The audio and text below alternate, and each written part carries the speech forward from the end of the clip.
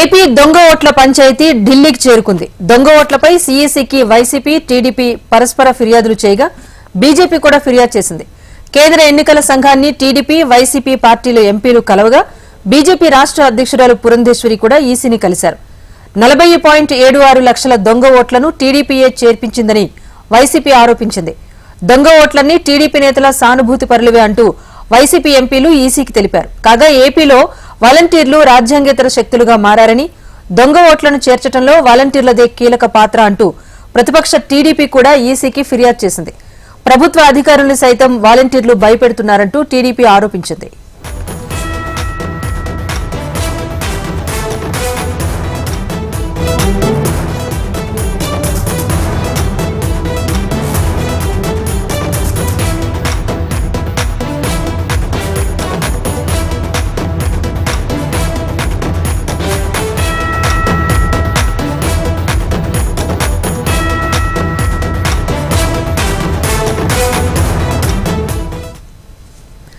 AP దొంగ ఓట్ల పంచాయతీ ఢిల్లీకి చేరుకుంది. దొంగ ఓట్లపై సీఈసీకి వైసీపీ, టీడీపీ పరస్పర ఫిర్యాదులు చేయగా బీజేపీ కూడా ఫిర్యాదు చేసింది. కేంద్ర ఎన్నికల సంఘాన్ని టీడీపీ, వైసీపీ పార్టీల ఎంపీలు కలవగా బీజేపీ రాష్ట్ర అధ్యక్షురాలు పురంధేశ్వరి కూడా ఈసీని కలిశారు. 40,76,000 దొంగ ఓట్లను టీడీపీయే చేర్పించిందని వైసీపీ ఆరోపించింది. ఇక దొంగ ఓట్లన్నీ టీడీపీ నేతల సానుభూతి పరులవే అంటూ వైసీపీ ఎంపీలు ఈసీకి ఫిర్యాదు చేశారు. కాగా ఏపీలో వాలంటీర్లు రాజ్యాంగేతర శక్తులుగా మారారని, దొంగ ఓట్లను చేర్చడంలో వాలంటీర్లదే కీలక పాత్ర అంటూ ప్రతిపక్ష టీడీపీ కూడా ఈసీకి ఫిర్యాదు చేసింది. ప్రభుత్వ అధికారుల్ని సైతం వాలంటీర్లు భయపెడుతున్నారంటూ టీడీపీ ఆరోపించింది.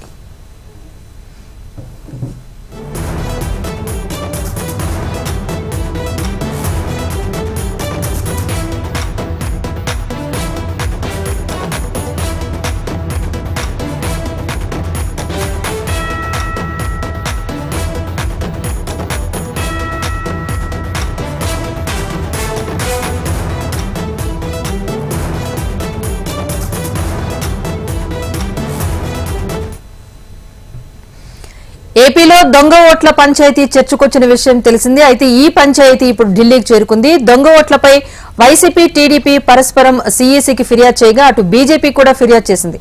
కేంద్ర ఎన్నికల సంఘాన్ని టీడీపీ, వైసీపీ పార్టీల ఎంపీలు కలవగా బీజేపీ నుంచి ఆ పార్టీ రాష్ట్ర అధ్యక్షురాలు పురంధేశ్వరి ఈసీని కలిసి ఫిర్యాదు చేశారు. 40,76,000 దొంగ ఓట్లను టీడీపీయే చేర్పించింది అంటూ వైసీపీ ఆరోపించగా దొంగ ఓట్లన్నీ టీడీపీ నేతల సానుభూతి పరులవే అంటూ కూడా వైసీపీ ఎంపీలు ఈసీకి తెలిపారు.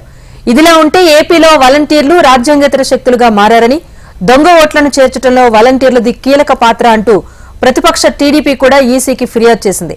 ప్రభుత్వ అధికారులను సైతం వాలంటీర్లు భయపెడుతున్నారంటూ ఆరోపించింది టీడీపీ.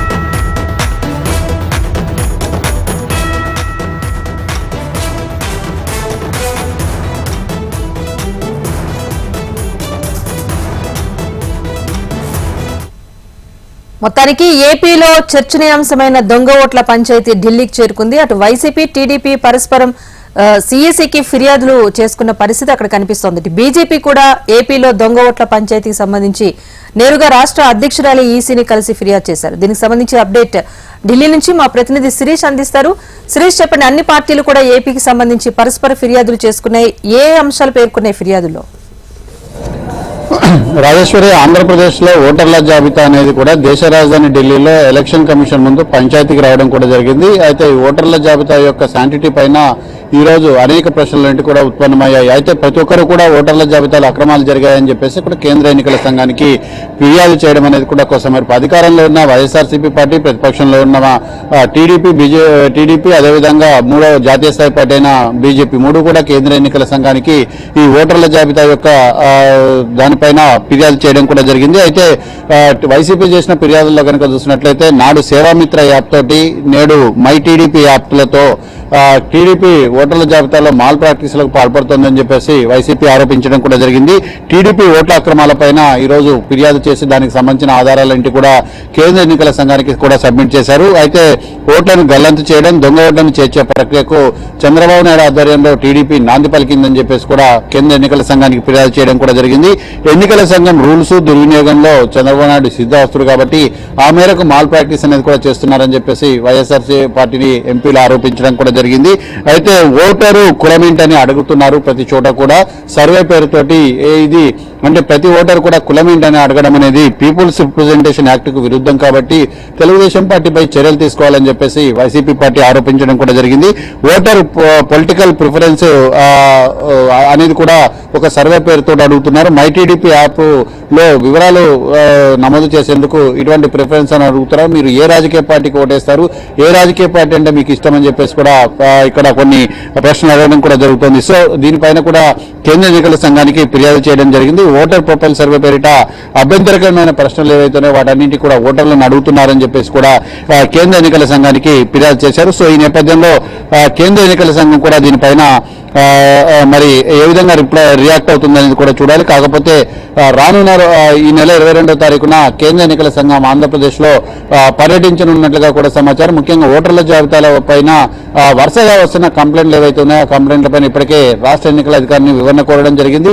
ఇప్పుడు దీన్ని కూడా పరిశీలిస్తున్నారు. దీనిపైన కూడా ముఖ్యంగా 3 పార్టీలు ఏవైతే కంప్లైంట్లు చేశారో కంప్లైంట్లను పరిశీలించే అవకాశం ఉంది. ఒక ప్రత్యేక బృందాన్ని కూడా పంపించేందుకు ఏర్పాట్లన్నీ కూడా చేస్తున్నారు. అయితే రాష్ట్రంలో నకిలీ ఓట్ల నమోదుకు వైఎస్ఆర్ పార్టీ పాల్పడుతోందని చెప్పేసి కూడా ఫిర్యాదు చేయడం కూడా జరిగింది. అదేవిధంగా ఏదైతే ఏపీలో జరుగుతున్న ఓట్ల అవకతవకలు ఏ విధంగా జరుగుతున్నాయనే దాని గురించి కూడా ఆధారాలతో సహా ఫిర్యాదు చేశామని చెప్పేసి టీడీపీ ఎంపీలు కూడా చెప్తున్నారు. ఆంధ్రప్రదేశ్ లో ప్రజలను ముఖ్యంగా ప్రభుత్వం ఏ విధంగా తప్పుదోవ పట్టించిందన్న విషయాన్ని కూడా కేంద్ర ఎన్నికల సంఘం దృష్టికి తీసుకురావడం కూడా జరిగింది. అయితే ఇక్కడ దొంగ ఓట్లను చేర్పించే వైసీపీ పార్టీ దొంగ అన్నట్టుగా టీడీపీపై ఆరోపణలు చేయాలని చెప్పేసి చూస్తోందని చెప్పేసి కూడా కేంద్ర ఎన్నికల సంఘానికి ఫిర్యాదు చేయడం కూడా జరిగింది. అయితే 10 లక్షల ఓటర్లు ముఖ్యంగా ఓటర్ల జాబితా పైన ఫిర్యాదు చేశారన్న విషయాన్ని కూడా కేంద్ర ఎన్నికల సంఘానికి తీసుకురావడం కూడా జరిగింది. అయితే నిజమైన ఓటర్లకు న్యాయం జరపాలి. అప్పుడే ఎలక్షన్స్ అంటే కూడా అంటే ప్రశాంతంగా జరిగే అవకాశం కూడా ఉంది.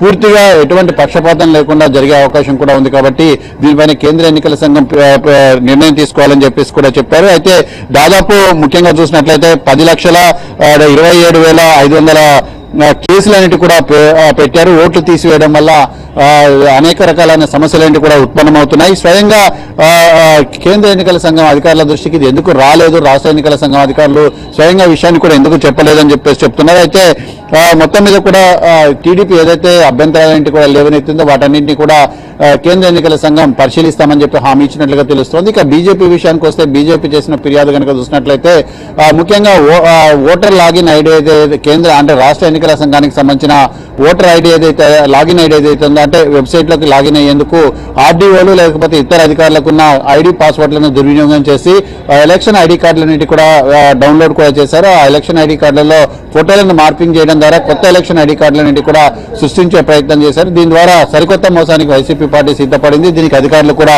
సహకరిస్తున్నారని చెప్పేసి కూడా కేంద్ర ఎన్నికల సంఘానికి బీజేపీ నేతలు ఫిర్యాదు చేశారు. 3 పార్టీల ఫిర్యాదులతోటి కేంద్ర ఎన్నికల సంఘం ఈ ఆంధ్రప్రదేశ్ లో ఓటర్ల జాబితా పైన ప్రత్యేకంగా దృష్టి సారించే అవకాశాలు అయితే కనపడుతున్నాయి. రాజేశ్వర్, శిరీష్, అంటే 40 లక్షల పైచులకు ఓట్లు దొంగ ఓట్లుగా నమోదయ్యాయని అన్ని పార్టీల నుంచి కంప్లైంట్స్ వెళ్తోంది. సో ఇది ఖచ్చితంగా ప్రభావితం చేసే సంఖ్య కనుక ఇప్పుడు అన్ని పార్టీల నుంచి ఫిర్యాదు వెళ్ళిన నేపథ్యంలో ఇంకా సమయం కూడా తక్కువగా ఉన్న ఇలాంటి టైంలో కేంద్ర ఎన్నికల సంఘం నుంచి ఎలాంటి చర్యలు ఉండే అవకాశం కనిపిస్తోంది? అయితే ప్రతి రాష్ట్ర ఎన్నికలు జరిగినప్పుడు కూడా ఇదే విధమైన అభ్యంతరాలు కూడా వస్తాయి. గతంలో తెలంగాణ ఎన్నికల సందర్భంగా కూడా అనేక కంప్లైంట్ అనేవి కూడా రావడం జరిగింది. అప్పట్లో బీజేపీ నేత మాజీ మంత్రి బీజేపీ నేత మర్రి శశిధర్ రెడ్డి కూడా కేంద్ర ఎన్నికల సంఘానికి ఫిర్యాదు చేశారు. ప్రస్తుతం నిర్మల్ ఎంపీగా గెలిచిన మహేశ్వర్ రెడ్డి కూడా కంప్లైంట్ చేయడం కూడా జరిగింది. ఒకే ఇంటి పేరుతో అనేక ఓట్లన్నింటి కూడా ఉన్నాయి. ఒక వార్డులో ఉన్న ఓట్లను మరొక వార్డులో నమోదు చేశారు. అదేవిధంగా ఒకే ఇంటి పేరుతో ఇట్లా లేని వాళ్ళ పేర్లను కూడా యాడ్ చేయడం అనేది కూడా జరిగింది అని చెప్పేసి చెప్పారు. అయితే ఎన్నికల సంఘంలో అంటే ఎన్నికల జాబితాలో ఎన్ని రకాలైన అక్రమాలకు పాల్పడవచ్చు, అన్ని రకాల అక్రమాలకు పాల్పడుతున్నారు అనేది కూడా అప్పట్లో సో అప్పట్లో ఎటువంటి చర్య అనేది కూడా తీసుకోకుండానే రాష్ట్ర ఎన్నికల సంఘాన్ని పరిశీలించమని చెప్పి కోరి ఒక లెటర్ రాసి కేంద్ర ఎన్నికల సంఘం తెలుపుకోవడం జరిగింది. ఇదంతా కూడా ఈ నకిలీల బెడదంతా కూడా తప్పించేందుకు ఆధార్ కార్డుతో ఓటర్ కార్డును అనుసంధానం చేస్తామని చెప్పేసి కేంద్ర ఎన్నికల సంఘం చెప్తే సుప్రీంకోర్టు దానిపైన స్టే అనేది కూడా విధించడం కూడా జరిగింది. దీంతో అనేక రకాలైన సమస్యలు కూడా ఉత్పన్నమవుతున్నాయి. సో అసలు ఈ సమస్య మొత్తం ఈ నకిలీల బెడద కానీ లేదా నకిలీ ఓట్లు చేర్చడం కానీ వీటన్నింటినీ కనుక నిర్మూలించాలి, నివారించాలంటే మాత్రం ఒక వ్యక్తికి అనేక చోట్ల ఓట్లన్నింటి కూడా లేకుండా చేయాలి. ఇవన్నీ చేయాలంటే మాత్రం ఆధార్ కార్డు తోటి ఓటర్ కార్డును అనుసంధానించినప్పుడే ఒకే వ్యక్తికి ఒకే ఆధార్ కార్డు, అంటే ఒక వ్యక్తికి ఎన్ని ఆధార్ కార్డులు ఉన్నాయి, ఒక వ్యక్తి పేరు మీద ఎన్ని మొబైల్ కనెక్షన్స్ ఉన్నాయనేది తెలుస్తుందో అట్లనే ఒక వ్యక్తి పేరు మీద ఎన్ని ఆధార్ కార్డు, ఎన్ని ఎలక్షన్ ఐడి కార్డులు ఉన్నాయి, ఎన్ని చోట్ల ఓటు హక్కు అనేది కూడా ఉంది అనేది కూడా తెలిసే అవకాశాలు అనేవి కూడా ఉంటాయి.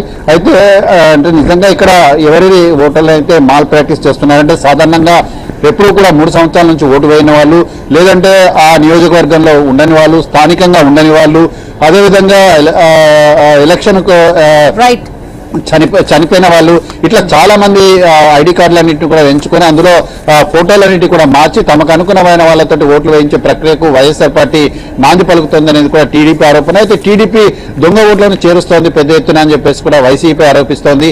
సో మొత్తం మీద కూడా ఈ 3 పార్టీల కంప్లైంట్ల పైన కేంద్ర ఎన్నికల సంఘం దృష్టి సారించాలి. సమయం తక్కువగా ఉన్న నేపథ్యంలో ఎంత మేరకు దృష్టి సారిస్తుంది, ఎంత మేరకు దీనిపైన నిర్ణయం తీసుకుంటుంది అనేది కూడా చూడాలి. Shuddharajeshwar. Right, thank you Sharish.